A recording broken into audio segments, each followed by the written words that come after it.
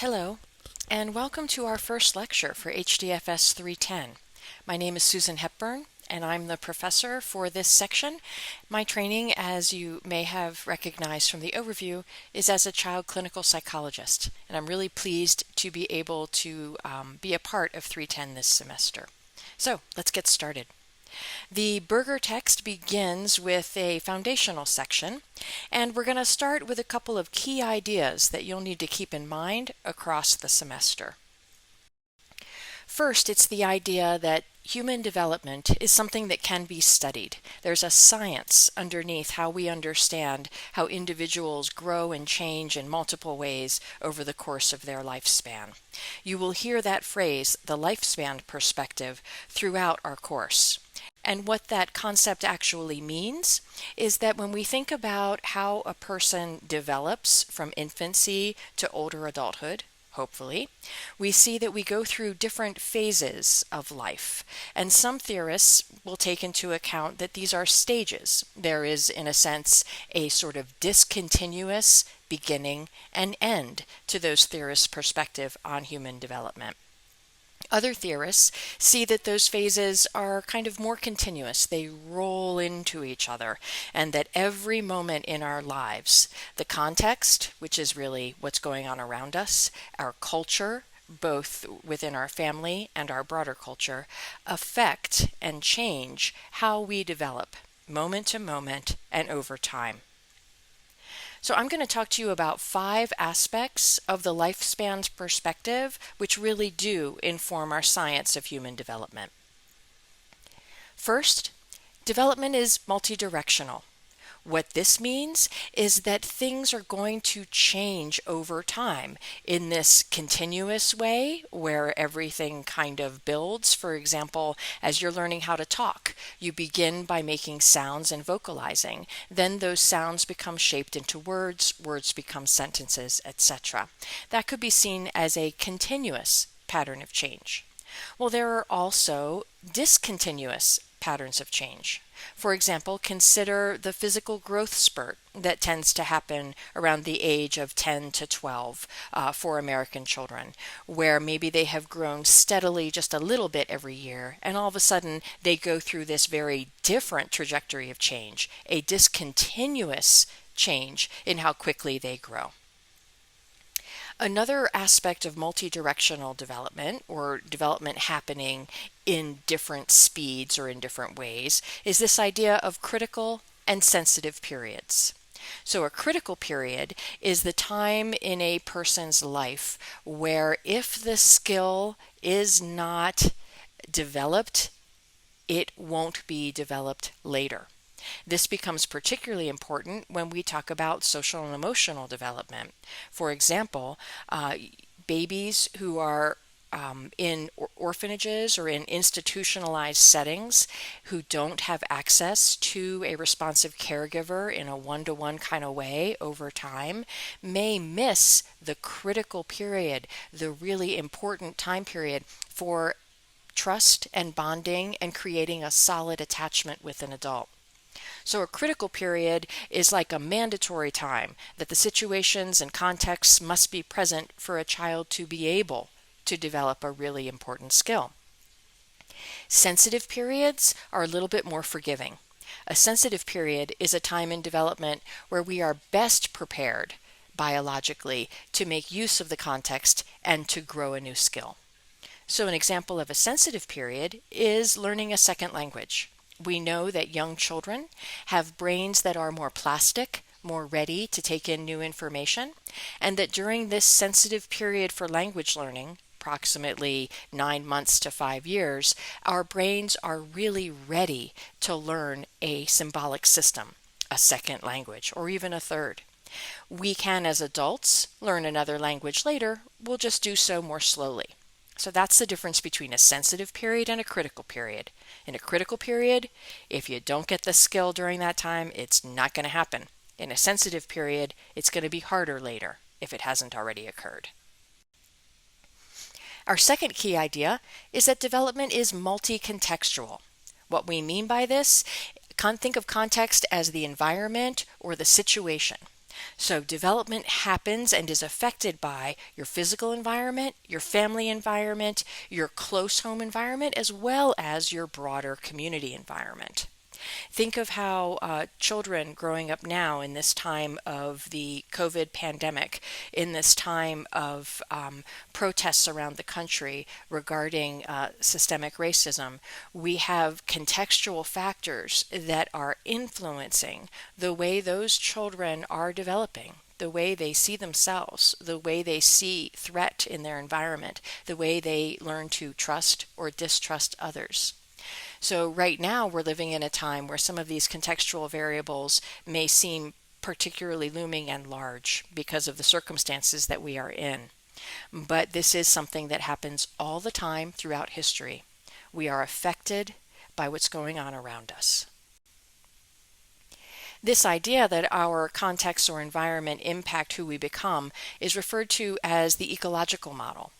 And Bronfenbrenner was one of the leading theorists of this model, and we'll talk about him a little bit more in the future. What I want you to know today is that he and his colleagues put out different ways of thinking about how systems around a developing child are going to influence their development physically, socially, and cognitively. The ecological model that Bronfenbrenner proposed can be thought of as a set of circles that are interlocking so that the child is in the middle circle, and then around the child we have these immediate direct influences such as their parents, their siblings, their peer group, their faith community, their school. As you move outward from this immediate direct influence into systems, that's really where schools and faith communities and educational systems and communities affect us. Then into the exosystem, moving out yet again to the larger culture. In the Bronfenbrenner model, we have big picture culture called macro system, which is the policies, the social conditions, in a sense, kind of those global ideas that are in the air. So while all of these things are impacting us at the same time, you have the dimension of time, the chronos system. And this is the idea that across a person's lifespan, there's going to be different contextual variables presented to them, that time changes things.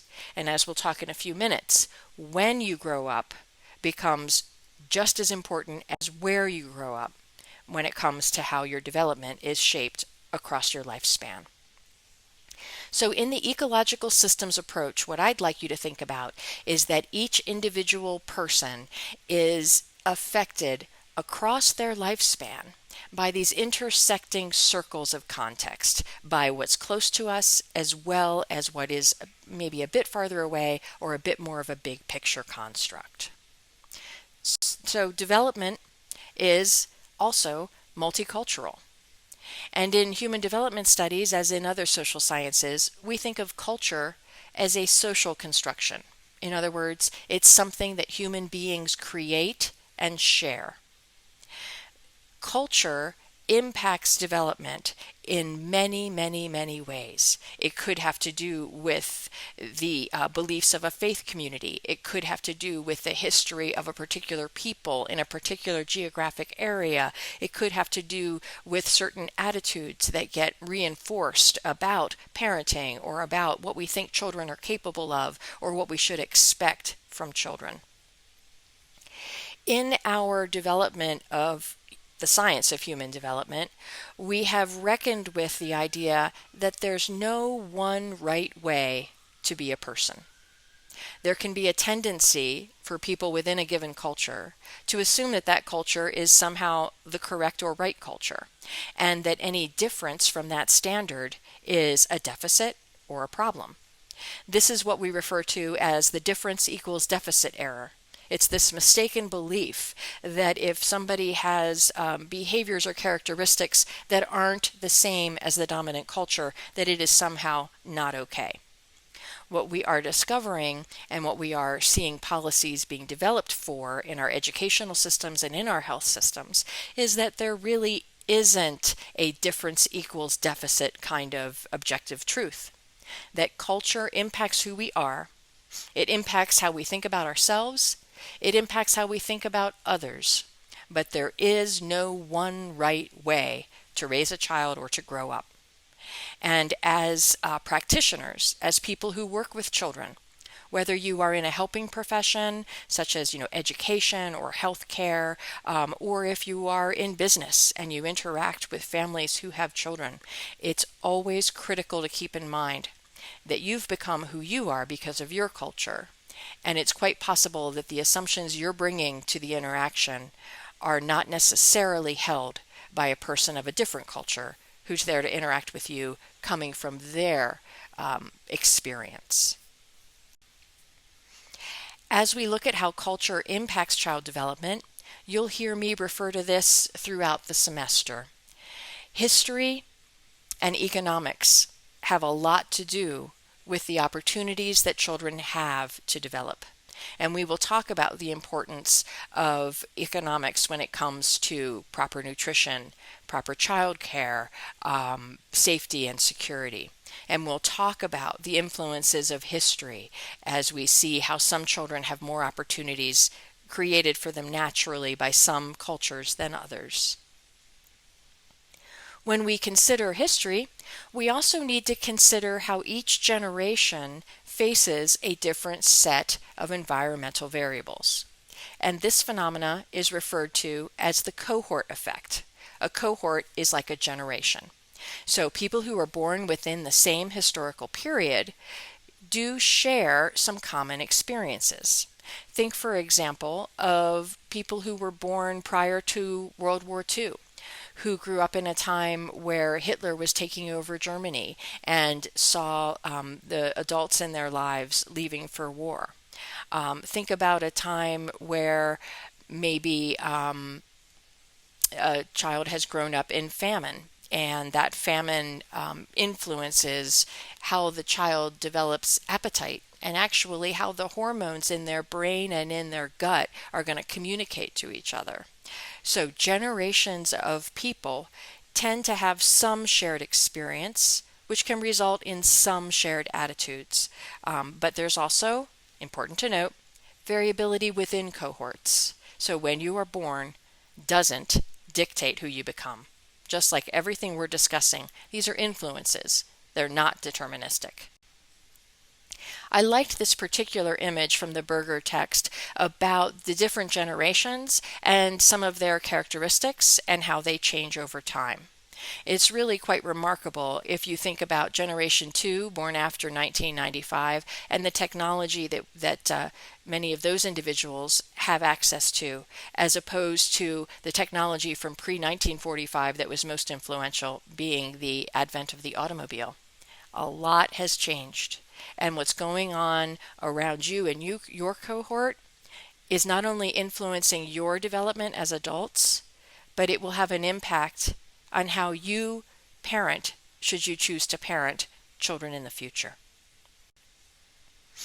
Now, a really important part of the economic context that can impact child development is a family's socioeconomic status. And by that term, what we mean is how are they doing as far as having the money and the security and the material goods to get by? How are they doing when it comes to access to education, clean environments, good nutrition? So one's neighborhood, one's job, one's income, one's access to schooling all goes into socioeconomic status. In fact, one of the ways that developmental scientists measure this variable is by measuring the level of the mother's education. It turns out how educated the mother of a child is can have a real impact on that child's opportunities over time. So economic and socioeconomic status is an important variable or contextual aspect of development. One of the phenomena that you may interact with over the next 30 or 50 years as you work with children or interact with families is the idea that unless some policies change, we are seeing an increasing gap between the rich and the poor across several nations. Mexico leads with the highest gap between the wealthy and the poor. But next in the developing world comes the United States. And as that gap increases and you see more economic opportunities and educational opportunities becoming available to one group of people in a disparate way, in a different way from another group of people, that is thought by sociocultural theorists to be a breeding ground for unrest and possibly conflict. So as children who come from less advantaged homes are growing up and see that other children have access to even something concrete like specific video games or specific items of clothing that are advertised, or have access to more time with adults that can just focus on them entirely because they don't have to be juggling a second job or trying to figure out how to make ends meet. As those disparities increase between the haves and the have-nots, we see that that can impact child development adversely.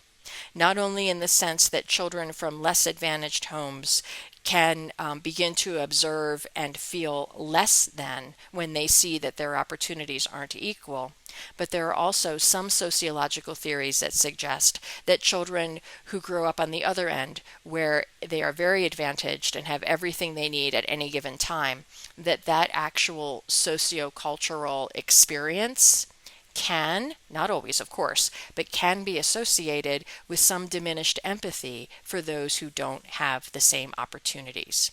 So as we look ahead to how children are growing up and becoming the leaders of the future, we need to think about the economic context within which they grow up. Because whether they come from the haves, the have-nots, or in between, those experiences could impact their physical, social, emotional, and cognitive development over time. So economics really can't be separated from child development. Next, we know that development is multidisciplinary. In other words, in order to understand how a child becomes an adult, we need people from different perspectives to weigh in. In the field of child development, as a psychologist, I'm often working with speech therapists, occupational therapists, pediatricians, other kinds of medical professionals, as well as educators, social workers, play therapists, outdoor recreation therapists. There's a whole host of individuals who will bring a specific lens to the development of children.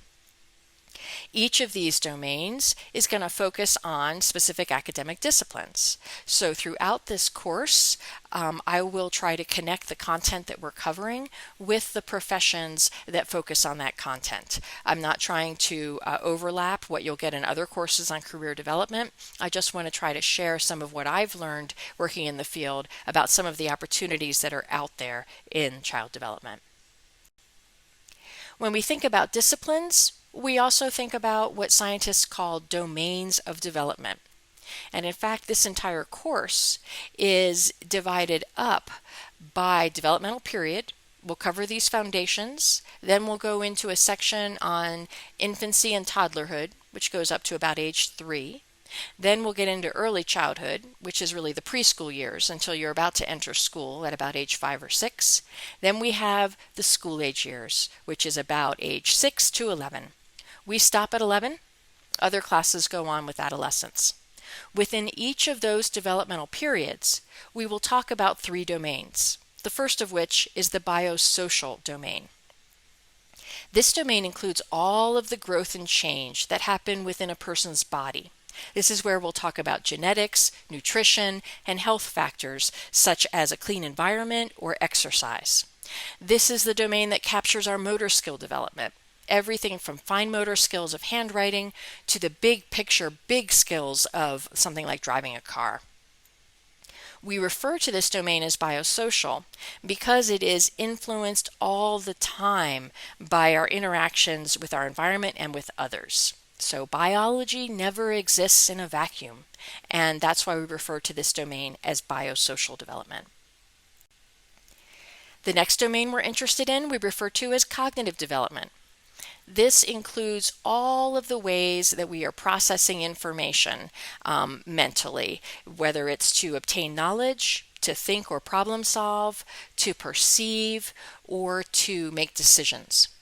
It also includes the development of symbolic systems, which really is language development, and it includes communication, taking those symbolic systems and using them in our interactions with others. So just like we call it biosocial, you could think of cognitive as actually cognitive biosocial, because you have to have the brain, the biological matter to support the development of cognition. And then you have to have a social context or a social environment to support the development of that brain so that those cognitive functions can come online. So while we are going to talk about domains as if they're separate, they are always interconnected, and we will try to make that point across our course.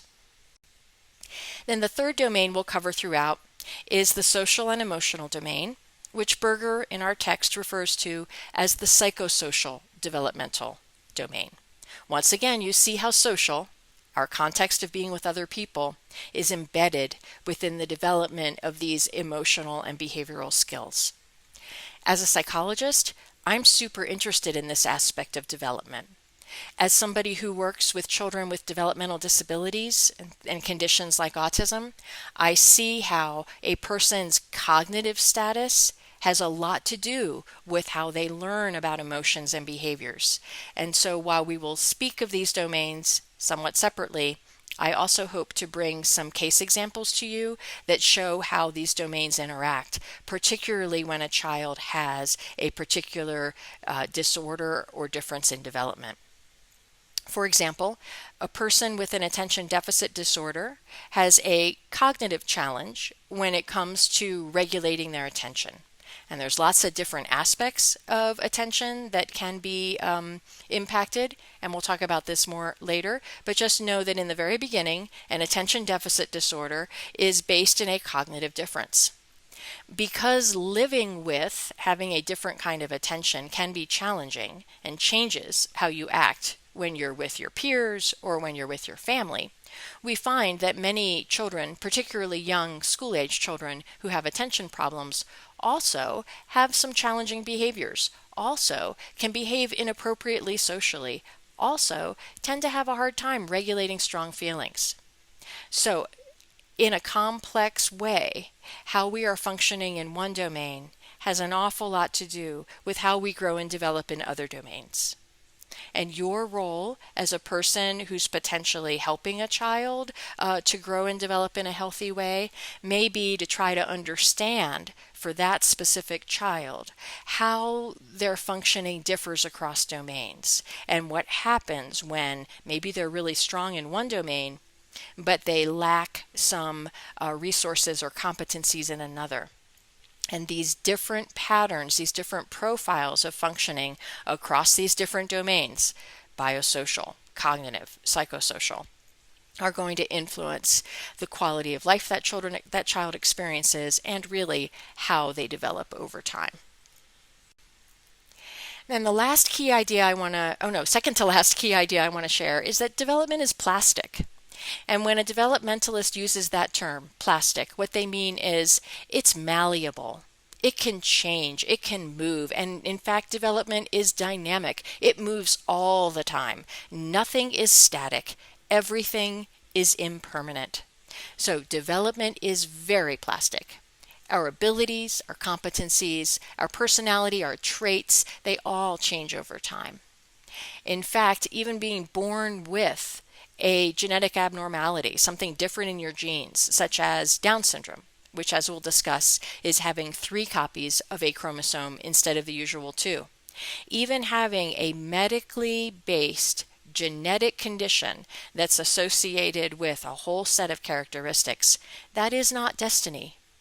There are children with Down syndrome with the same genetic profile who are very profoundly affected intellectually, and there are those who have almost average IQs. There are even a few rare cases of what we call mosaic Down syndrome, where an individual's intelligence could actually be completely in the average range.